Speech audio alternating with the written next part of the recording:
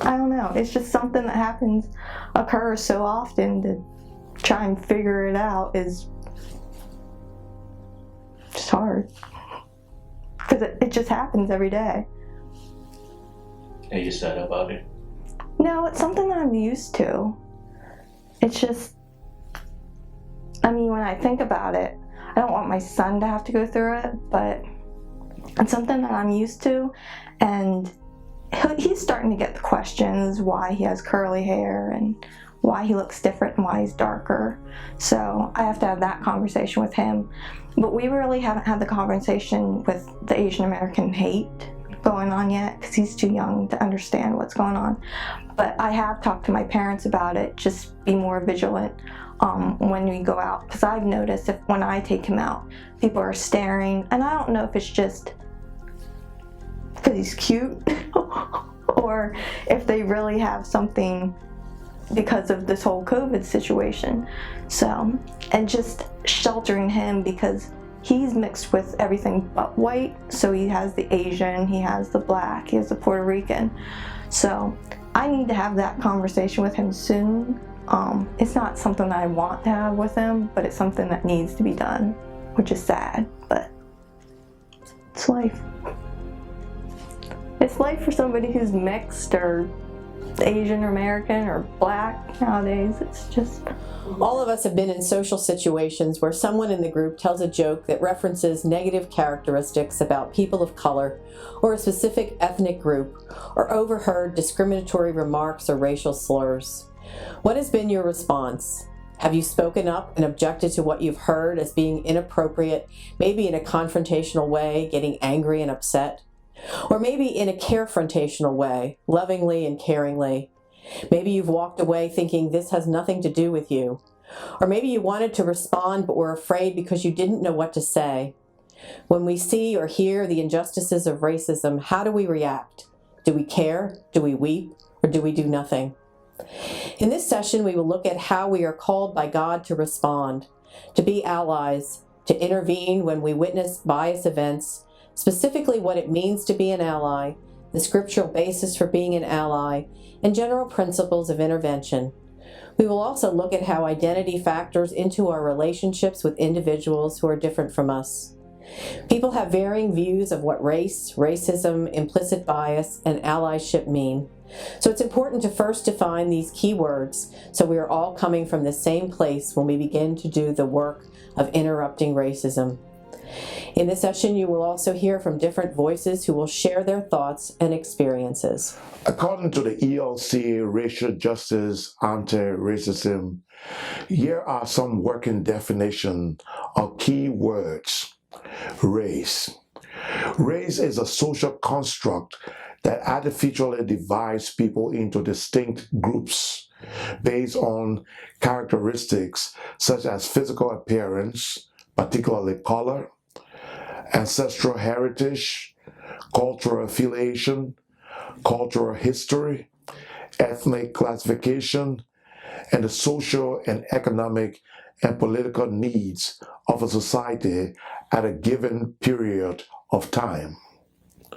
Racism is race, prejudice, combined with the misuse of institutional and systemic power. An institutionalized system of economic, political, social, and cultural relations that ensures that one racial group has and maintains power and privilege over all others in all aspects of life. Individual participation in racism occurs when the objective outcome of behavior reinforces these relations regardless of the subjective intent. Consequently, an individual may act in a racist manner unintentionally. It is a power dynamic, a relationship between privilege and oppression that advantages white people and disadvantages people of color. The key indicators of racism are inequities in power, opportunities, treatment, impacts, and outcomes across race, whether intentional or not. It is a system of advantage based on race and supported by institutional structures, policies, and practices that create and sustain benefits for the dominant white group and structure discrimination, oppression, and disadvantage for people from targeted racial groups.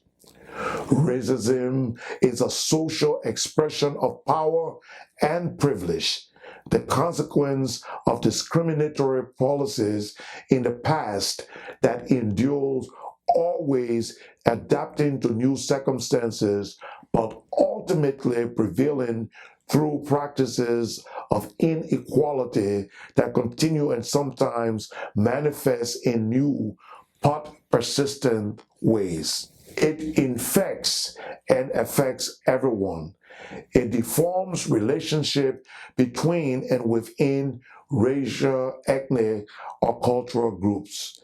It undermines the promise of community and exacerbates prejudice and unhealthy competition among these groups. It robs white people of the possibility of authentic relationship with people of color, and people of color of the possibility of authentic relationship with white people. Prejudice. Prejudice is a prejudgment, often negative, about a person or group. Prejudice derives from making broad assumptions about people without taking into account their individual characters. Implicit bias. Implicit bias is thoughts, feelings, beliefs, attitudes, or stereotypes that are held unconsciously and which influence actions and interactions, perceptions and decisions rooted in preferences that favor one group over people who have characteristics different from another. Automatic, instantaneous ways that people think, see, and act and react that are ingrained in distorted lens that is a product of both architecture of our brain and socialization. Now, here are some examples of implicit bias. I was sitting at the PNC Bank in my car. I was on the telephone on my car speaker, and I was processing some payments of my bill. My intent was to go in to the bank after I have concluded my conversation on the phone. I was parked in my space, but slightly in a crisscross way. A woman, or two women, I assumed that was a woman and her daughter, parked the van right opposite me. I didn't pay attention to them staring at me for a long time. And even as they walked to the bank, they kept looking backwards at me. They went into the bank. A few minutes later, the police came out to ask me what I was doing in the parking lot of the bank. So then, what is allyship? What does it mean to be an ally? Being an ally means that you stand up and take on the problems of the oppressed as your own. Even though you may not be able to understand exactly what it's like to be oppressed, it is recognizing your privilege and transferring the benefits of that privilege to those who lack it. Because of that privilege, you can be a powerful voice alongside those who are oppressed. We've all been taught the golden rule, do unto others as you would have them do unto you. But when it comes to being an ally, we need to look at the platinum rule. Do unto others as they would do or have done to themselves if the dominant culture hadn't taken that right away from them. There are some things that an ally is not. Being an ally is not about those of us who are white people. It is about people of color, the black or brown person who has been oppressed. It is not intervening with what you think they need based on what works for you. It is giving them their own full voice and giving them the freedom to share with you what it is that they need. It's also about how or if they want you to take action. Allies need to be active and empathetic listeners, to be aware that their own implicit biases may affect the way they behave. A good way to examine your implicit biases is to go to www.implicit.harvard.edu/implicit/ or just Google Project Implicit. This is a series of really interesting timed tests that enable you to look at your own biases in a way that you are kind of not going to be able to game the system. I try, believe me. You will find out your own implicit biases.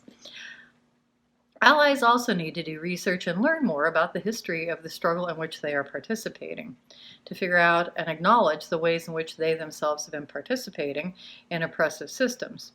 A true ally will work to figure out how to change those systems, to be vocal in educating others about those systems even when it's uncomfortable for them. It is not the responsibility of those who are oppressed to educate others. They have to live with the discomforts and injustices of our system every moment of every day. This one is on you and I as allies. It is helpful as allies to understand the nature of identity in cultural and societal context. Our identities are formed through biology and experiences and culture. And different parts of our identity arise at different contexts and are influenced consciously and unconsciously by people and institutions. Those of us with privilege are not aware that people of color often feel pressure to conform to the norm of whiteness, to cross out parts of themselves. To better understand this, I have an exercise for you. Take a moment and list 5 factors of your identity, such as gender, religion, occupation. And after you've done this, reflect on how you chose those aspects of your identity. Now remove 2 from your list. Was it difficult to choose? Now remove 2 more. Was it easy to choose parts of your identity to eliminate? Probably not, but this is something that people of color are faced with all the time. I am joined by Sophronia Perry, Executive Director of Hope Station. Welcome and thank you for being here. We've been talking about identity, how we see ourselves, how we present ourselves to others, and how that relates to bias and stereotyping. And that often people of color feel the need to hide parts of their identity in order to conform to what has been called the norm of whiteness.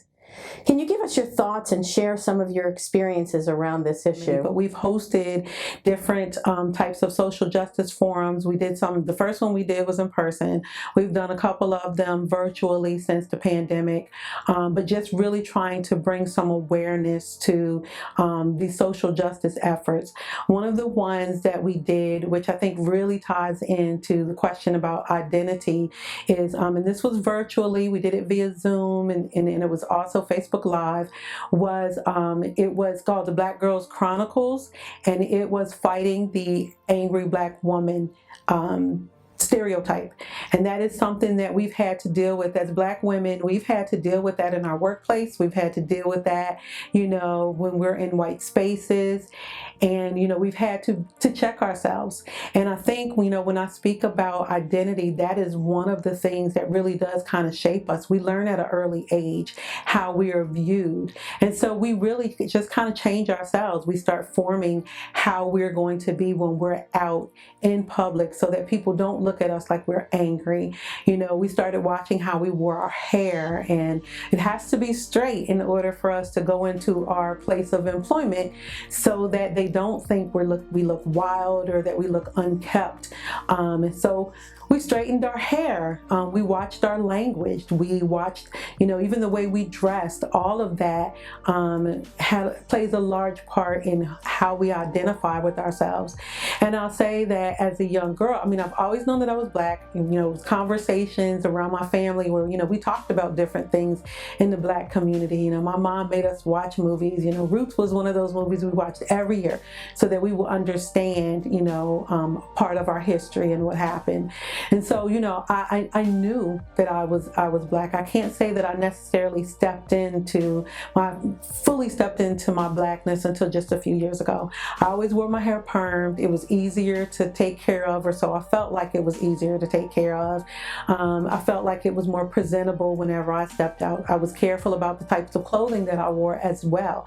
But within these last, I would say 5 or 6 years, a lot of things have started to change for me, where I started wearing my hair in a more natural form and, wanting to express myself by the earrings that I wore, the t-shirts that I wore, just so people know that I'm very proud of my heritage. I'm very proud of being a Black woman, but it takes a long time to get there. This wasn't anything that I stepped into right away. It was a gradual process. I remember when I just got hired as the interim assistant director at Hope Station, and I was wearing my hair naturally.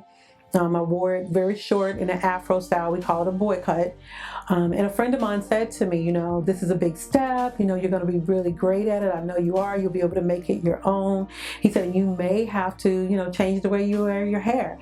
You're going to be in different settings now where you're going to have these meetings, and there'll be meetings where you'll be in more white spaces than what you're used to being in. And you'll be leading these meetings. And so you may have to change the way you wear your hair. And I thought about that. I wasn't ready, but then I was already not sure about the way I was wearing my hair. It didn't feel like it was a natural thing for me. And so I decided, okay, you know what, I'm going to put a perm back in it and wear it straight again. Almost immediately, as soon as I did that, I regretted it. And then, I finally decided, you know what, this is not what I want to do. And I do need to make this my own. I need to step in this role and make it my own. And so from there, I started letting my hair grow naturally. And I've been very proud of that. I am very intentional about the way I look. Sophronia, thank you for being with us and sharing your experiences to give us better insight on how identity plays a role in racism. At the core of our Christian life is the example of love seen in Jesus. In Jesus, we are called to be compassionate as God is compassionate. And we are invited into a relationship with Jesus that creates a community that reflects those same values. In Matthew's Gospel, Jesus states, "Truly I tell you, just as you did it to one of the least of these who are my members, or who are my brothers and my sisters, or who are my neighbors, you did it to me." St. Paul puts it thus: love is patient, love is kind, love is not envious or boastful or arrogant or rude. It does not insist on its own way. It is not irritable or resentful. It does not rejoice in wrongdoing, but rejoices in the truth. 1 John says, "Those who say, 'I love God,' and hate their brother or sisters or another human being are liars. For those who do not love brother or sister or another human being whom they have seen cannot love God whom they have not seen." For this reason and many more, we are called to act. The compassion of Jesus demands action. God calls us to be allies, to bear one another's burdens, to show compassion and care for all of his children. We don't stand up and speak out, but keep silent when we hear disparaging words or witness bias events. When we don't hold people accountable for their discriminatory behavior, then we are complicit, even though we don't agree with them, and these unwanted behaviors will continue. Recognition of allyship is bestowed by those you serve. You don't declare yourself an ally. Jesus willingly relinquished his power, his status and reputation and privilege when he took on human flesh. He modeled self-emptying love that lifted up the lowly and brought justice to the oppressed. Being an ally isn't always easy. It can be hard work that will take you out of your comfort zone, because allies stand up even when they're frightened. The words from Joshua 1:9 can encourage us when we are challenged. Have I commanded you, be strong and courageous. Do not be frightened or dismayed, for the Lord your God is with you wherever you go. When you respond to bias events, know that God is with you, giving you the words and showing you the way you should act. I'm joined by the Reverend Elizabeth Peter Ekman, who is the newly called Associate Pastor of St. John's Lutheran Church in Shiremanstown and the interim chaplain of religious and spiritual life at Gettysburg College. Elizabeth, welcome, and thank you for being here with us. Thank you for having me. So we've been talking about what it means to be an ally, and we looked at some of the spiritual basis of that. So I wanted to ask you, as a person of color, what has been your experience, both positive and negative, or maybe not, shouldn't say negative, but not so positive, with allies? And what does it mean to be a good ally? Yeah, that's a great question, Gale. And it definitely will change for every single person. But for me, my experience with people has really varied. There have been those in my life who think that they are an ally because they have a Black friend. And for many people in central Pennsylvania, that's me for a lot of them.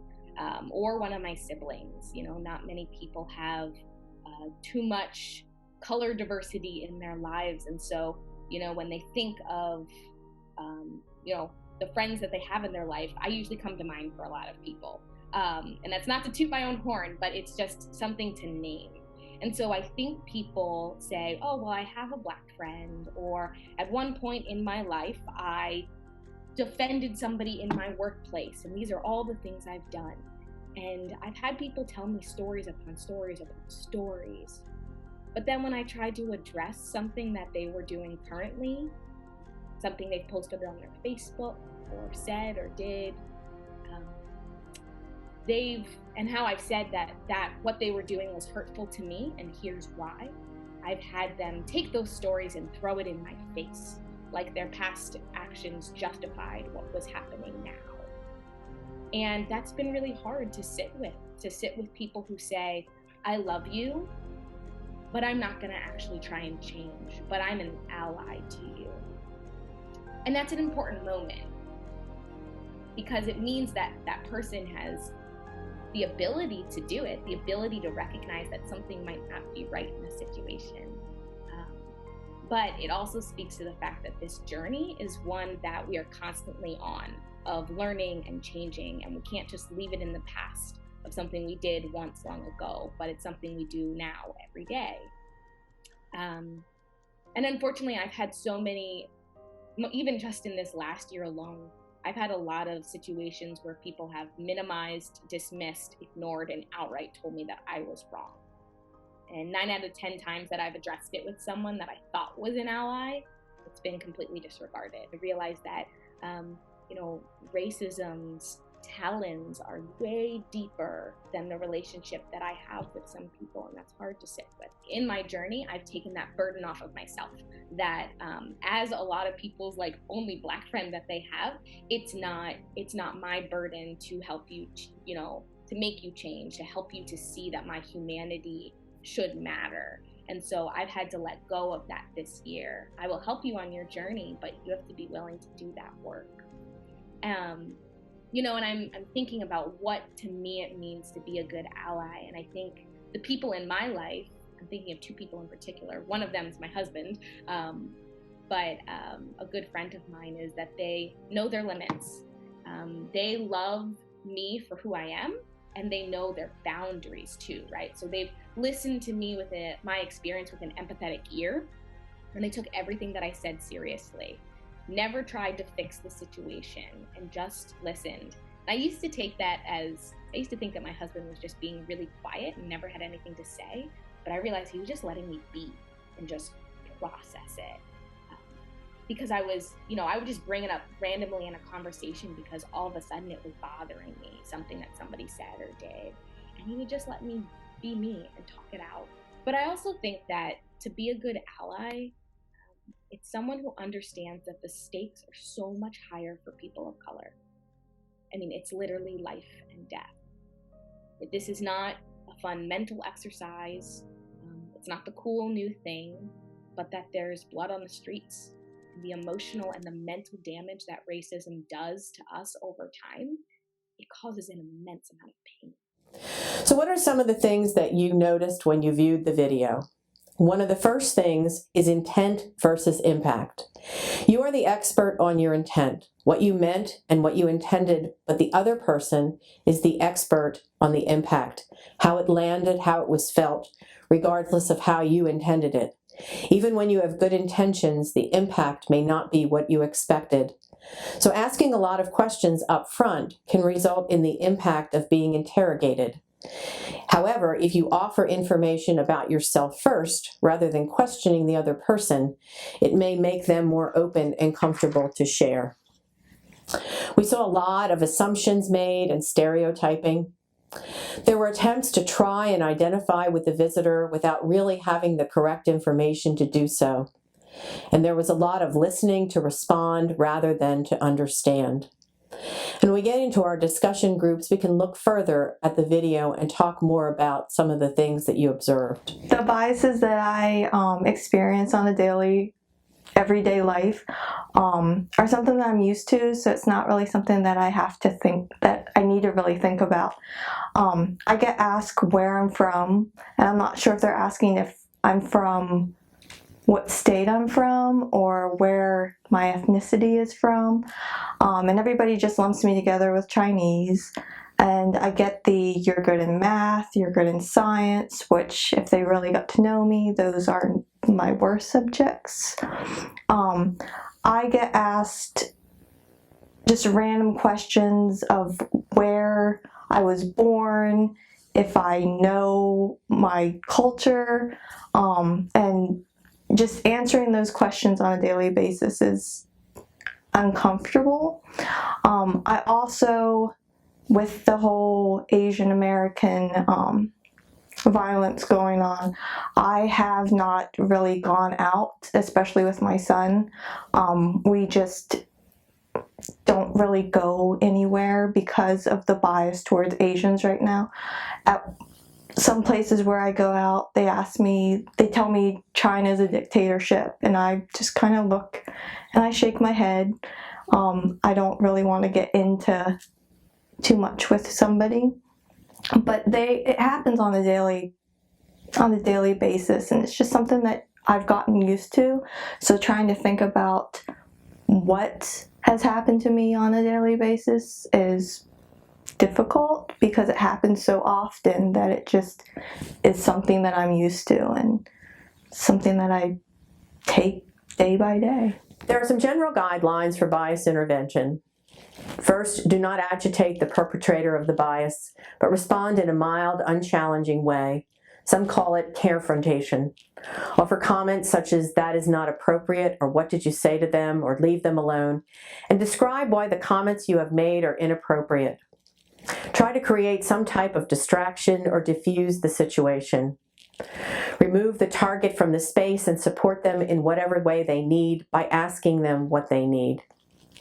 If there are others present, reduce the escalation by engaging others to respond in support of the person being targeted.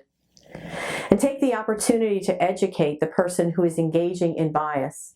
Often these comments come from a place of fear, ignorance, or curiosity, and what the individual perceives as good intent.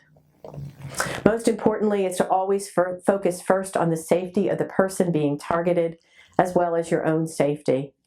In this situation, we did not see any escalation of behavior towards violence, but it may happen in some situations, and so you need to be prepared.